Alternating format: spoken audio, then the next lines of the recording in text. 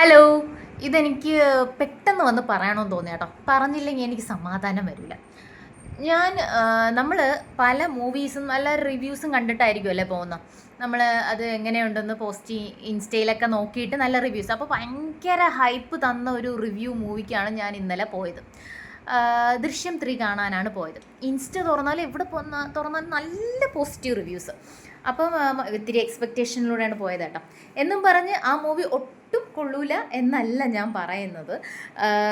Movie കൊള്ളാം, ഓക്കെയാണ്.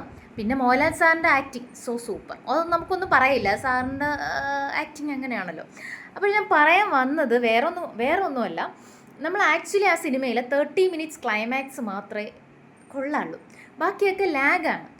അപ്പം എനിക്ക് തോന്നി ആരും അങ്ങനെ ജെന്യൂനായിട്ട് റിവ്യൂ പറഞ്ഞതുപോലെ എനിക്ക് തോന്നിയില്ല. കാരണം ടിക്കറ്റ് കിട്ടാനില്ല, ഹൗസ്ഫുള്ളാണ്, ഫുൾ ഇതാണ്. എങ്ങനെയൊക്കെ ടിക്കറ്റ് തപ്പിപ്പിടിച്ച് ഞാൻ പോയാണ്. കാരണം അത്രയ്ക്ക് ഇതായിരുന്നു. എനിക്ക് തന്നെ ക്യൂരിയസ്. ഞാൻ ഒരു മൂവി ലവർ ആയതുകൊണ്ട് പിന്നെ എനിക്ക് അത് ഇരുന്നാലും ഇരിക്കപ്പെടുത്തില്ല. എന്തെങ്കിലും എനിക്ക് പേഴ്സണലി മൂഡ് സ്വിങ്സോ കാര്യങ്ങളോ ഉണ്ടെങ്കിൽ മൂവി കണ്ടാൽ തീരും. അതാണ് എൻ്റെ ഒരിത്. അപ്പം ഞാൻ പോയി. അതിൻ്റെ സെക്കൻഡ് ഹാഫൊക്കെ നല്ല ലാഗായിരുന്നു. ആക്ച്വലി അത് 30 മിനിറ്റ്സിൻ്റെ ആ ഒരു ക്ലൈമാക്സ് മാത്രമേ എനിക്കത് ഇഷ്ടപ്പെട്ടുള്ളൂ. പിന്നെ ഞാൻ ഒന്ന് ചോദിച്ചോട്ടെ,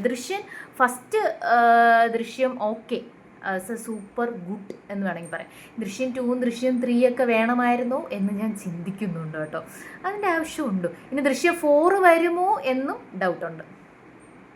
ഇത്രയും പറയാമെന്ന് വെച്ചാൽ ഇനി നമ്മൾ ജെന്യൂനായിട്ട് പറഞ്ഞിട്ട് അങ്ങ് പോകാമെന്ന് വിചാരിച്ചു. എന്നും പറഞ്ഞ് മൂവി കൊള്ളൂല എന്നല്ല, ഓക്കെ. പക്ഷെ നിങ്ങൾ ഈ പറഞ്ഞ മറ്റേ ഒരു ഹൈ എക്സ്പെക്റ്റേഷൻ ഉണ്ടല്ലോ, ഒരു വലിയ രീതിയിൽ തന്ന ആ ഒരു റിവ്യൂസ് അത്രയ്ക്കില്ല. അത്രയേ ഉള്ളൂ പറയാൻ. അല്ലാതെ ഓക്കെ മൂവിയാണ്. അല്ലാതെ എല്ലാവരും പറഞ്ഞ ആ ഒരു ഹൈപ്പ്, ആ ഒരു ഇത് ഫീൽ ചെയ്തില്ല. ഓക്കെ മൂവിയാണ്. പക്ഷെ ക്ലൈമാക്സ് സൂപ്പർ നൈസായിരുന്നു. അതൊക്കെ, അത് എക്സ്പെക്റ്റ് ചെയ്തില്ല, ആരും എക്സ്പെക്റ്റ് ചെയ്തില്ല ആ ക്ലൈമാക്സ്.